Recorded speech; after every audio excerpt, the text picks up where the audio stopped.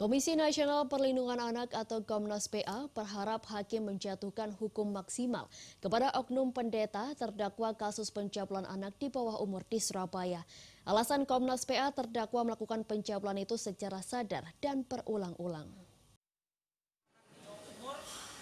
Ketua Komnas PA Aris Merdeka Sirait saat ditemui di Surabaya Rabu sore mengaku kasus pencabulan anak dengan terdakwa oknum pendeta HL yang perkaranya kini disidangkan di Pengadilan Negeri Surabaya menjadi satu di antara perhatian Komnas PA. Menurut Aris Merdeka Sirait, terdakwa oknum pendeta HL harus divonis maksimal. Alasannya perbuatan cabul itu dilakukan dalam keadaan sadar dan dilakukan berulang-ulang. Dalam perkara ini Komnas PA juga mendengar jika tuntutan jaksa tidak maksimal, padahal ini merupakan kejahatan kategori luar biasa. Untuk itu, Komnas Perlindungan Anak berharap Majelis Hakim menjerat terdakwa dengan Undang-Undang Nomor 17 Tahun 2017 tentang Perlindungan Anak yang ancaman hukumannya maksimal 20 tahun, bahkan bisa ditambah hukuman kebiri. Dengan kasus yang sangat luar biasa karena dilakukan berulang-ulang. Sekali lagi, itu dilakukan berulang-ulang sejak berusia 9 tahun. Sejak 12 tahun. Dan dilakukan secara berulang-ulang dan sadar dan dilakukan itu kepada anak-anak. Oleh karena itu ancamannya harus lebih dari 20 tahun. Kalau menggunakan Undang-Undang 17 tahun 2016. Sementara itu juru bicara korban Betania sepakat dengan Komnas PA agar hakim jatuhkan vonis maksimal bagi oknum pendeta HL.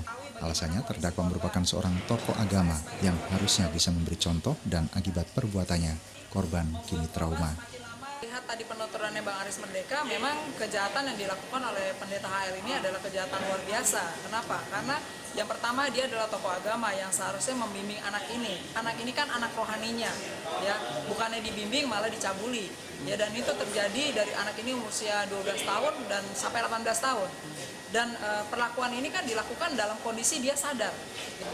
Dalam perkara kasus pencabulan anak di bawah umur dengan terdakwa oknum pendeta HL yang berlangsung tertutup di Pengadilan Negeri Surabaya, oknum pendeta HL didakwa melanggar pasal 82 Undang-Undang Nomor 35 Tahun 2014 tentang perubahan atas Undang-Undang Nomor 23 Tahun 2002 tentang perlindungan anak dan atau pasal 264 KUHP. Seperti diketahui, korban IW yang juga jemaat di gereja Sang Pendeta dicabuli pendeta HL saat usianya masih di bawah umur. Perbuatan itu selanjutnya dilaporkan ke Polda Jatim dan ditindaklanjuti.